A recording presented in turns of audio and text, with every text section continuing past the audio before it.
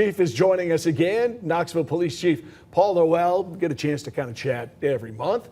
Let's talk about the numbers. You kind of started your whole thing here in Knoxville with wanting to improve the numbers, and we're getting some numbers for you right now. The numbers we're getting: Knoxville homicides down 60%, 50% down on deadly crashes. Can you tell us why that's happening? Man, the great work of the Knoxville Police Department, and also working really closely with the community as well. Violent crime continues to trend down.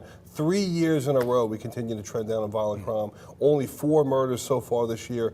Really unprecedented the work that the community and the police department are doing together. Deadly crashes, though, how do police have an actual impact on things like that? So look, I've said this a lot, Ted. People in Knoxville drive way too fast. Yeah, we are a very fast city. We're a very fast city, yeah. But also distracted driving and driving impaired. So the men and women in Knoxville Police Department over the last year have really made a very aggressive focus on traffic enforcement. And we're not out there just trying to generate revenue. We issue a lot of warnings. We want to slow people down. We're also trying to target more impaired drivers as well, and I think those efforts are really paying off for us. Let's talk about the robot you guys might be getting here. Mayor Kincannon's budget. The proposal does include more money for you guys. A robot is part of the fund, but it's kind of a special one that you really need. So this is critical to keep the men and women of our police department, especially our bomb technicians, safe. So you know about the dynamite thing that we had, a while back. The robot that our bomb team uses is 20 years old, and it's just way out of date. So we're going to be buying a first-class, state-of-the-art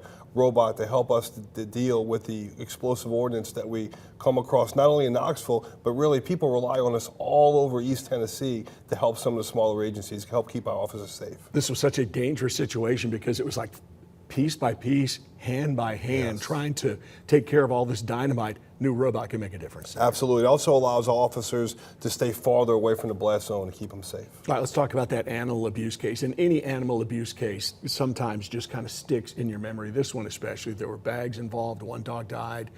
How do you find the suspects? How do you investigate something like this? It happened so close to the police station. How do you find people who are doing this? Despicable behavior, I tell you. So this is something we're working really closely with the Young Williams Animal Shelter and our investigators to really try to determine who did this. There's a reward out right now. So if you have any information, please call us. We need help from the public to help solve this crime. So if you know anything, if you think you may have information, even though you think it may not be relevant, it could be the missing piece of the puzzle, we really need to solve this case.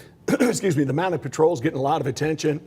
Is it possible that the mounted patrols are actually helping bring possible recruits in to be officers in the future? I mean, is that possible? Absolutely. Look, so the mounted patrol has just truly been amazing. They're riding around town on horses, the officers are. Yeah. Ted, almost every day someone sends me a picture of downtown of the officers riding. New recruits are looking at that. Our recruiting is really on fire right now. We have one academy class in right now. We're starting another one next week, and we're starting another class in September. 12 to 18 months, we're going to be fully staffed.